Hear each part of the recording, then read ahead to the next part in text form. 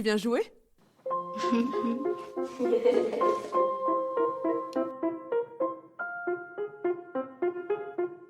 Pourquoi la Terre ne tourne pas sur le Soleil? Pourquoi les nuages ne tombent-ils pas? L'air a-t-il un poids? Comment les mouches peuvent marcher au plafond sans tomber?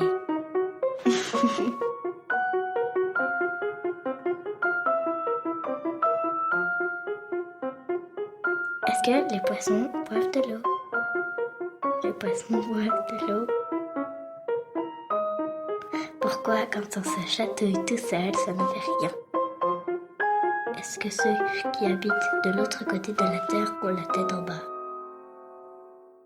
Un jour, mon fils qui avait 4 ans à l'époque me demande de la ricotta.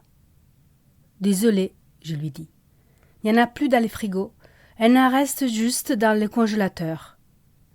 Mon fils se tait. Mâchouille sa lèvre supérieure en réfléchissant très fort. Puis me dit sérieusement, « Ok, alors on va passer la ricotta dans les séchoirs à linge. » J'adore cette façon de penser. J'ai ensuite découvert que c'est la origine de la pensée divergente, et chez les enfants, elle se décline même dans la forme toute particulière de la pensée magique, où avec toute évidence, puisqu'un séchoir à linge produit de la chaleur, elle peut certainement décongeler de la ricotta, aussi bien qu'une machine à laver pourrait servir de tourne-disque, le toaster de trampoline pour hamster, les fours de télévision pour gourmands. Mais c'est quoi donc la pensée divergente? Et qu'est-ce qu'elle fait dans une émission sur l'improvisation théâtrale? Parce qu'elle représente la clé de la créativité, en opposition avec la pensée convergente, qui nous invite à trouver de façon logique et linéaire une solution unique à nos problèmes. La pensée divergente travaille en arborescence. Au lieu de chercher la réponse correcte, elle invente de nouvelles questions, associe l'inassociable et amène dans des lieux inédits. Par sa spontanéité, ingéniosité et liberté captivante, elle est déconcertante, crée du dépaysement, nous fait voyager, s'attaque à nos habitudes et à notre instinct de conservation. Elle est anticonformiste. Ça doit être pour cela que l'école a eu un rôle particulièrement important pour s'acharner à l'anéantir.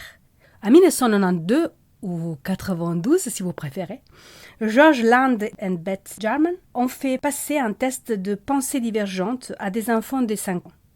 98% ont atteint le score maximum, des génies de la pensée divergente. 5 ans plus tard, ils ont fait passer les mêmes tests aux mêmes enfants et seulement 30% d'entre eux atteignaient ces scores-là. À 15 ans, il ne restait que 12% de petits génies. Il serait déjà assez urgent, je pense, de se poser la question sur le comment on a pu, en si peu de temps, brider cette créativité que les enfants portaient en eux. Dans certains contextes, la pensée divergente des enfants nous fait rire. Chez les adultes, elle risque plutôt de nous déstabiliser, de nous inquiéter, de nous paraître suspectes, voire de nous faire peur. Ça doit peut-être venir de ceci, l'acharnement sociétaire contre son épanouissement. Pourtant, nous vivons dans une société où l'esprit d'adaptation se fait de plus en plus important, voire fondamental. Il vaudrait bien la peine de lui accorder plus d'importance. Or, l'improvisation théâtrale est le paradis sur terre de la pensée divergente. Elle est l'invitée d'honneur et les improvisateurs improvisatrices peuvent s'en donner à cœur joie. D'ailleurs, l'émotion de la joie est bel et bien la clé de voûte de son architecture. La psychologue Nina Lieberman théorise même que la pensée divergente aille de pair avec la joie, l'optimisme et le bien-être intérieur. Vivre plus heureux pour mieux penser. Cette théorie me plaît pas mal, j'avoue. L'impro peut se transformer en une salle de gym très opérationnelle pour exercer cette joyeuse compétence. Elle va sans doute nous aider à fluidifier notre manière de penser, à accueillir l'inattendu à bras ouverts. Maintenant, mon sympathique auditeur, auditrice, je souhaite t'inviter à jouer avec moi à travers ce que le psychologue Gordon appelle des exercices synectiques. Si tu n'es pas en train de conduire un véhicule, dans ces cas, essaye juste avec ton imagination. Prends 2 objets dans ton entourage et comme feraient avec tant d'aisance les enfants, fais-les jouer ensemble.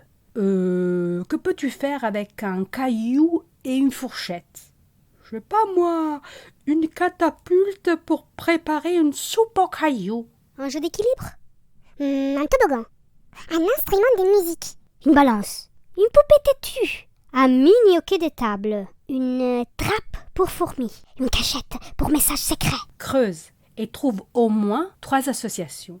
Ensuite, dis-moi, quel rapport entre ton monument national, ici en Belgique nous avons l'atomium par exemple, et les danses et chants des pygmées Aka du Congo? Raconte-moi une histoire qui justifie ces 2 éléments ensemble. Eh bien, voyez-vous que l'atomium fut terminé en 1958, juste 2 ans avant la déclaration d'indépendance de l'occupation belge du Congo. N'est-ce pas? L'ingénieur de l'atomium fut inspiré par sa création, non pas comme l'on croit aujourd'hui par la forme de l'atome, mais par ses champs Aka, circulaires répétitifs qui se rejoignent les uns les autres comme un atome. Les Congolais, quand ils virent ces monuments, sentirent la force de ces messages nationalistes et cela leur donna le courage de lancer le mouvement d'indépendance du Congo. Vous n'êtes pas d'accord? Dites-moi alors, quel rapport pour vous il y a entre l'atomium ou un autre monument national de préférence et les chants et danses des pygmées Aka? J'attends tes réponses comme d'habitude dans mon mail lampronomade@gmail.com. Tu recevras en échange un PDF avec quelques exercices de créativité pour encore plus entraîner ta pensée divergente, qui nous viennent tout droit de Jenny Rodari. Je conclus d'ailleurs avec une citation de lui. Le binôme fantastique, un mot, agit seulement quand il en rencontre un autre qui le provoque, qui l'oblige à sortir des voies de l'habitude, à se découvrir de nouvelles possibilités de signifier. Pourquoi le tonnerre, on le voit pas? Ça pèse combien 12 mètres? De quoi elle rêve un aveugle? Pourquoi Jésus est-il attaché au mur de l'école?